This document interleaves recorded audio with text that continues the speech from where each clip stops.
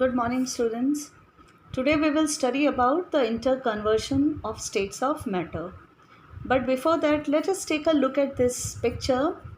Here, these are three boxes representing these three different states of matter.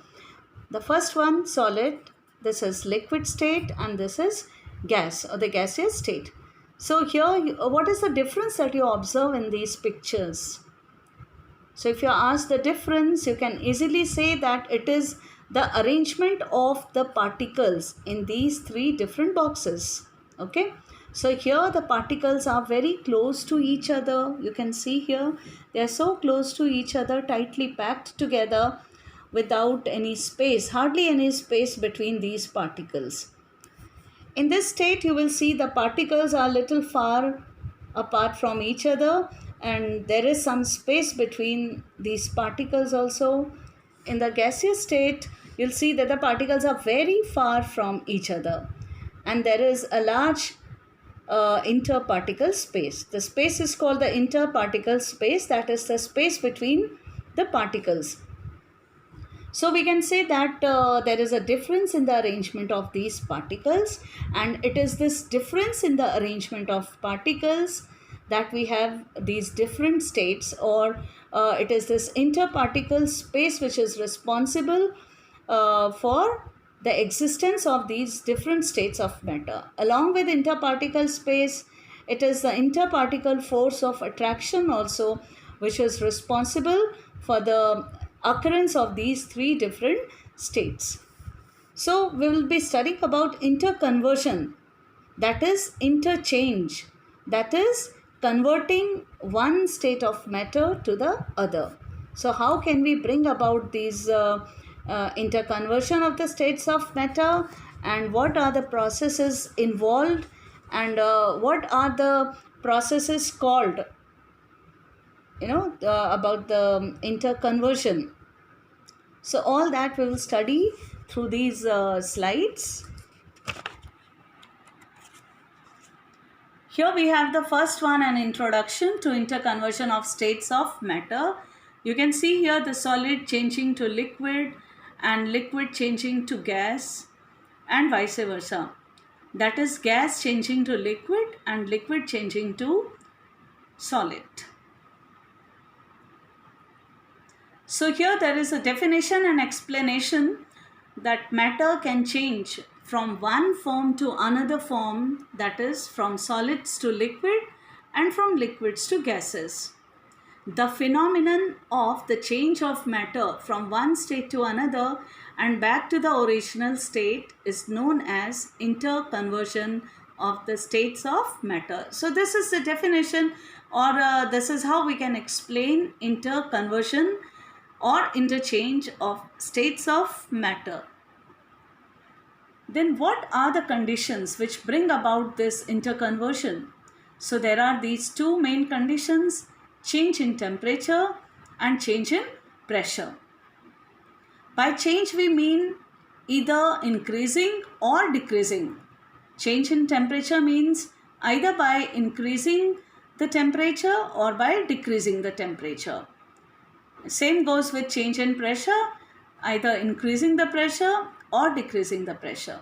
So if you have to bring about a change in temperature, that is if you have to increase the temperature, what do? We will heat the substance. Okay, heating means increasing the temperature and cooling will be decreasing the temperature. So here we can see this diagrammatic representation of interchange of matter. So here we see the first one, solid, which changes to liquid on heating, and liquid changes to gas on further heating. So you will see the difference which is there is the arrangement of particles. When we heat the solid, the particles start moving away from each other because of increase in the energy, and the matter turns into liquid. And when we heat the liquid, the particles further move away from each other. The interparticle space further increases, resulting in the formation of the gaseous state. And the reverse process is by decreasing the temperature, that is by cooling, the gas can be converted to liquid, and liquid can be converted to solid by further cooling or decreasing the temperature.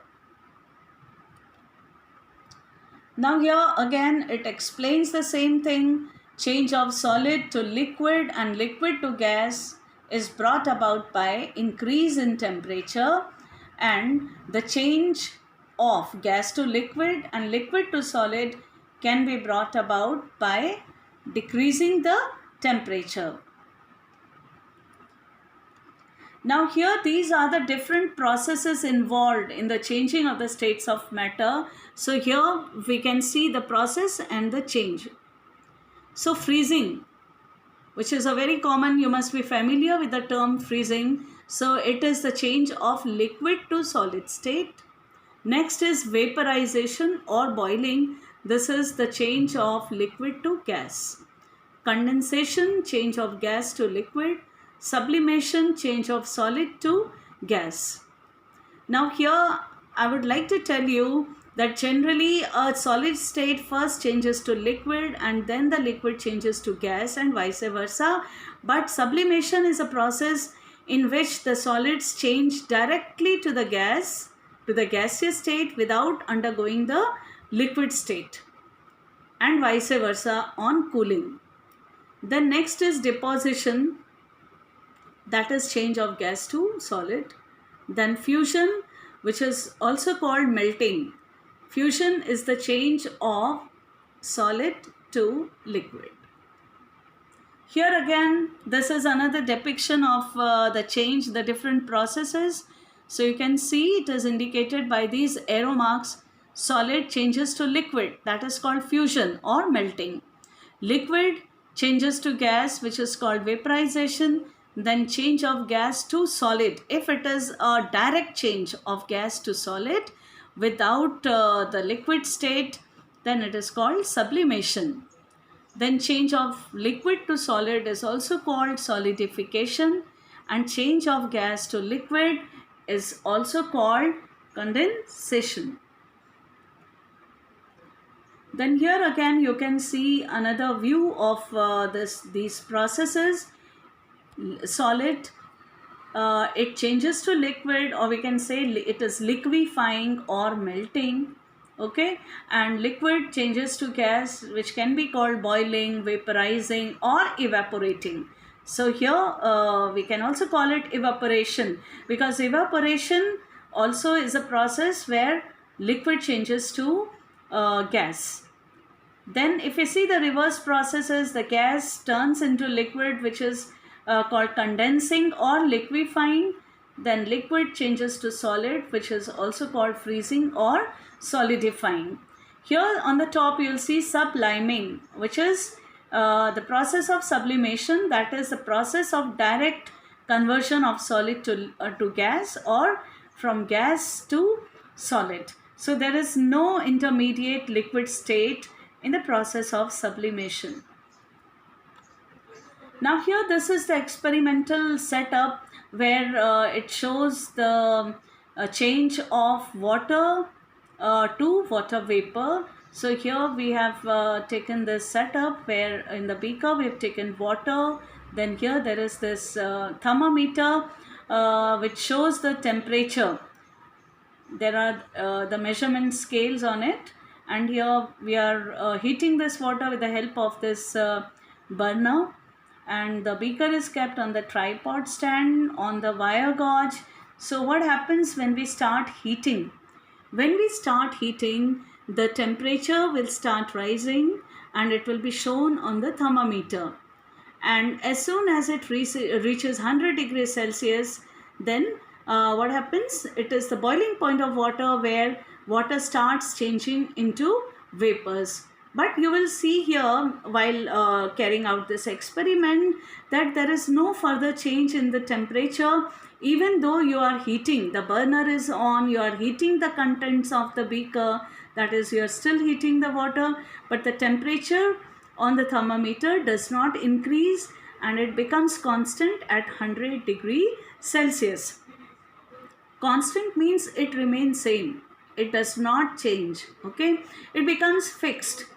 Now it will become fixed till the last drop of water, till the last particle molecule of water gets evaporated, or we can say it gets vaporized or changes to water vapor. So now a question may arise in your mind, that where is this heat going, or where is that heat which is not being shown on the thermometer?